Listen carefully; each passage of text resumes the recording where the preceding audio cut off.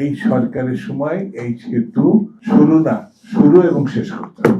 এটা দাবি না, এটা বাস্তবতা নিরিখে চিন্তা করতে হবে। কারণ এটা বিএনপির আমাদের দেশনেত্রী বেগম খালেদা জিয়া এটা বলে গেছেন, ইচ্ছা প্রকাশ করেছেন, স্বপ্ন দেখেছেন। এই যে আমরা পদ্মা সেতু এদিক থেকে না, এই যে মানিকগঞ্জ থেকে যে আমরা যাতায়াত করি, এই যে আমাদের ট্রেন লাইন, এটা তো গোয়ালন্দের ট্রেন লাইন। ব্রিটিশরা চিন্তা করেছিল হয়তো থাকলে তারা ব্রিজও করে ফেলত। ব্রিজটা হলো, এখানে হওয়ার কথা, সেই ব্রিজটা নানান কারণে নিয়ে যাওয়া হলো। আমি এটা বিরোধিতা করছি না, কিন্তু যেই জায়গায় হওয়ার জন্য একটা আন্দোলন ছিল, মানুষের আশা আকাঙ্ক্ষা ছিল, মানুষের নানান ভাবে এটা প্রয়োজনে ছিল, কিন্তু সেই জায়গাটায় এটি হলো না। আমি আজকে যারা উদ্যোক্তা, আমি তাদের ধন্যবাদ দিই এবং একাত্মতা প্রকাশ করি।